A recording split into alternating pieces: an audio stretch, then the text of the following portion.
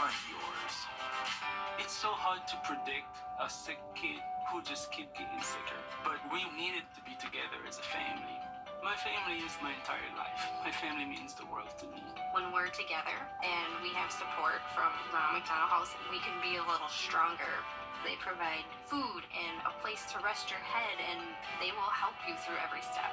That's what gets you through every day when you don't know how else you're going to make it. It makes you feel like you're not alone. You've been seriously hurt. Hurt in a car wreck? Call George Sink Injury Lawyers at all nines. We're here to answer the call. The News Channel 6 mobile app is now even better. Download it today. Well, as promised, it's a beautiful day today, and it still continues tonight. Our Good Friday evening, we have ourselves a wonderful forecast for Easter. A full look at a gorgeous 5 or 6 forecast for that. Now on News Channel 6 at 6, Masters Week right around the corner. How local homeowners are getting ready. As your News at 6 starts now. Live from Television Park, this is WJBF News Channel 6 at 6. Good evening, everyone. I'm Jenny Montgomery. Thank you for joining us on this Good Friday. Coverage you can count on begins with the start of 2 big weeks for golf teeing off on Tuesday. Many homeowners in the area are getting ready to rent their houses to patrons from all over the world. Graham Lee has more. Hundreds of people will be renting out their houses for Masters Week. With the clock ticking until the world's eyes are on Augusta, they say they're making final preparations for the special guests. This will be Jonathan McNeil's 3rd year renting out his home. His place already looks nice and tidy, but he says the work isn't finished just yet. Dusting, vacuuming, even touching up on little places or paint, making sure I have sheets and everything to be able to flip for the people that are going to be coming in back to back. So a lot on the list to do. But he also has another big task on his hands, a bathroom model just weeks before the tournament. I'm still trying to get that good to go. We still have to hook up the toilet, put the vanity, everything back in. While it's crunch time for McNeil, Corporate Quarters has a much bigger checklist for homeowners, but there's a few recommendations they say should be a top priority. Making sure you have comfy white neutral bedding and towels. Make sure all your batteries are checked and the remotes. Make sure light bulbs are working. Also, you don't want to wake up in the middle of the night with that smoke alarm chirping, so check those batteries as well. McNeil says having his home ready for patrons makes it a win-win. A lot of people want to rent out locations that's this close, and that's helped me out a lot financially to be able to do that. The women's amateur will kick off from Championship Tree Golf Club next Wednesday. The first practice round of the Masters tournament will be Monday, April 8th. In Augusta, Green Week, WJBF, News Channel 6. Chief Meteorologist Tim Miller joins us now for a check of our forecast, and we are, of course, looking at Easter, Tim.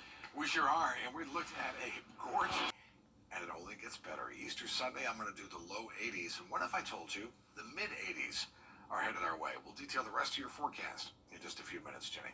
Tim, thanks. Coverage you can count on continues now with the Francis Scott Key Bridge collapse in Baltimore, possibly having implications for businesses here in our area. Isabella Moody has a look at what those impacts could be. The Port of Baltimore is one of the major shipping ports and is the first place cars and light trucks are brought before they are distributed throughout the country. The port closing means cargo ships have to relocate where their items will go. That could lead to a possible increase in prices to transport items to different ports, as well as to the business or consumer. Capacity at other ports could also be an issue. They could get full, which could cause shipping delays and price increases. Somebody's got to eat the cost, because again, the reason they were going into Baltimore in the first place was to minimize the cost, and it minimized the cost to get from that port in Baltimore to wherever it was going. Now it's going somewhere else. That cost is obviously going to be higher because they chose Baltimore because it was the cheapest. Who's going to cover that, right? Consumers may not feel the impact immediately, but Francis says many businesses could be affected in the long term. Jenny? All right, thank you so much, Isabella. Georgia lawmakers March is Colorectal Cancer Awareness Month, and the CDC says more than 100,000 people in the U.S. were diagnosed in 2022. Physicians say the symptoms for colon cancer are hard to identify. That's why they say regular screening is important. It can mean the difference between life and death if caught early. Some risk factors include smoking, drinking, and eating too many fried and fatty foods. But there are steps you can take at home to prevent the disease. Water, just regular old water, raw leafy green vegetables, whole grain fiber, and exercise have all been shown to significantly lower your risk of ever having colon cancer. Doctors say screenings are now encouraged at age 45 and 20 years earlier if a family member was ever diagnosed with colon cancer. The Columbia County Sheriff's Regional Training Center graduated its very first class of recruits today. 8 graduated from the county's new Basic Law Enforcement Academy. Agencies and leaders from across the state gathered at the Sheriff's Office to celebrate. 44 law enforcement agencies in the region will now use the 12-week academy. Leaders believe this is a vital way to reverse the officer shortage, especially in rural counties. Being able to have the academy here and attract new people is going to slowly allow us to crawl out of that deficit over the next year or two, and it thrills me. The next class begins on April 22nd. Sheriff Whittle says that class should have at least double the amount of recruits. Coming up, saying goodbye to a trailblazer. We'll have a look back at the life and legacy of Louis Gossett Jr. after the break. If your tea time is tomorrow morning, it's going to be a little on the chilly side, 44. But if it's by afternoon time, it's going to be great with temperatures of mid to upper 70s. That's pretty nice. Look at your 5 or 6 forecast in just a few minutes. Augusta, Georgia hosts the world's premier golf event. Join us for a special look at this year's tournament with Tea Time Augusta. Monday, April 8th at 5:30, presented by WJBF News Channel 6.